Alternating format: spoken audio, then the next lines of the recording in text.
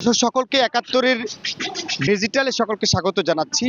আমি আছি সুনামগঞ্জের অন্যতম একটি বালিমহাল, যেটির নাম হচ্ছে চেলা নদী। এই নদী সরকারিভাবে আসলে এখান থেকে ইজারাভুক্ত এবং এই জায়গা থেকেই মূলত বালি উত্তোলন করা হয়। একটু পরেই এখানে রাত নামবে এবং এই নদীর যে ইজারা বহির্ভূত এলাকা রয়েছে সেই এলাকায় প্রায় ৮ থেকে ১০টি গ্রাম রয়েছে দুইটি পাড়ে। এই নদীতেই মূলত আসলে রাতের বেলাতে ড্রেজার নামে এবং শত শত ড্রেজার, এই এলাকার মানুষের অভিযোগ যে রাতের বেলাতে এখানে ড্রেজার দিয়ে বালু উত্তোলন হয়। এর ফলে এই গ্রামের অনেক বসতি, গুরুত্বপূর্ণ স্থাপনা, বিশেষ করে মসজিদ, মাদ্রাসা এবং কবরস্থান সহ যে সরকারি বন আছে সেগুলো উজাড় হয়ে যাচ্ছে। এর প্রতিবাদে এই ঠিক নদীর পাড়েই একটি সমাবেশের ডাক দিয়েছেন এই এলাকার মানুষজন। আমি যদি এই সমাবেশস্থলে যাই এবং আপনাদেরকে জানানোর চেষ্টা করি, গতকালকে এখানে জেলা প্রশাসনের পক্ষ থেকে একটি অভিযান পরিচালনা করা হয়েছিল এবং এখানে কিছু ড্রেজার জব্দের পাশাপাশি ৯ জনকে আসলে এখানে আইনের আওতায় নিয়ে আসা হয়েছিল এবং তাদেরকে বিভিন্নভাবে জরিমানার পাশাপাশি আসলে জেল হাজতে পাঠানো হয়েছে।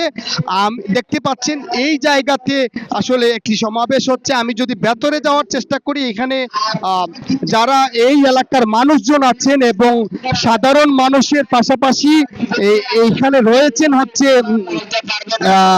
বালি শ্রমিক এবং পাশাপাশি যারা সচেতন মহল আছে। আমরা জানতে চাইবো একজনের কাছ থেকে, আসলে আপনারা তো দেখছি দিনব্যাপী এখানে কর্মসূচি পালন করছেন এবং এটির মূল মেসেজটা আসলে কি আপনার?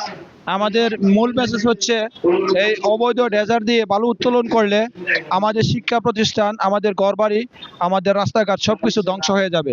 এক একটা ড্রেজার যে তার প্রায় ১০০ ফুট নিচে চলে যাচ্ছে, ১০০ ফুট নিচে থেকে বালু উত্তোলন করছে এবং প্রতিদিন ৭০০-৮০০ স্টিল বডি যারা ধারণ ক্ষমতা ৫,০০০, ৬,০০০, ৮,০০০, ১০,০০০ ফুট বহন করতে পারে। তাহলে আপনারা অনুমান করেন যদি এরা ১৫ দিন এভাবে কাজ করতে পারে তাহলে আমাদের এলাকা বিলীন হয়ে যাবে। আমরা শুনছেন এখানকার যিনি তিনি আশঙ্কা প্রকাশ করছেন এবং আমি যদি এই পাশটাতে দেখানোর চেষ্টা করি, বিভিন্ন বয়সীর মানুষ সহ এই বাজারে সাধারণ যারা বালি শ্রমিক আছেন এবং এখানে সচেতন মহল আছেন তারা উপস্থিত রয়েছেন। তারা আশঙ্কা করছেন এইভাবে যদি ড্রেজার দিয়ে আসলে প্রতিনিয়ত পরিবেশ বিধ্বংসী কাজ হয় তাহলে একসময় এই এলাকাটি আসলে বিচ্ছিন্ন হয়ে যাবে। এখানে দুপারে আসলে দুইটি উপজেলার অসংখ্য গ্রাম রয়েছে এবং গুরুত্বপূর্ণ স্থাপনা রয়েছে। এতে আসলে মানুষ ঘরবাড়ি ইতিমধ্যেই হারিয়েছেন, গুরুত্বপূর্ণ স্থাপনা হারিয়েছেন। এখনো যদি সেটা অব্যাহত থাকে তাহলে হয়তো এই অঞ্চলটাই বিলীন হয়ে যাবে।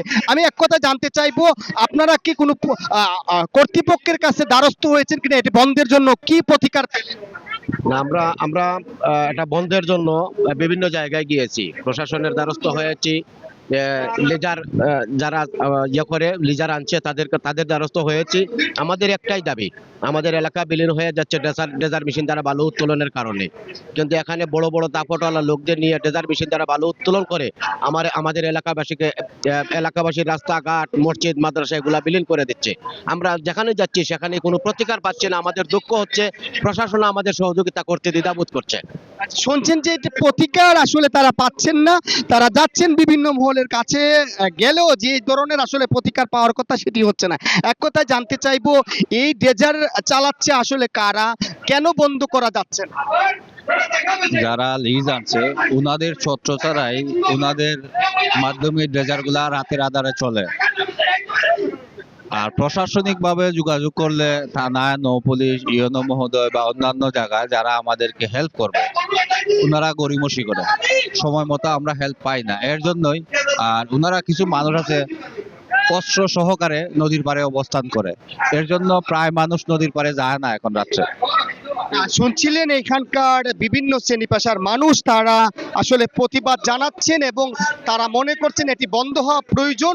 সরকার যদি কঠোর হস্তে দমন করে তাহলে হয়তো চেলা নদীর তীরবর্তী গ্রামগুলো রক্ষা পাবে, নতুবা বিধ্বংসী কাজে একসময় এই অঞ্চল হারিয়ে যেতে পারে।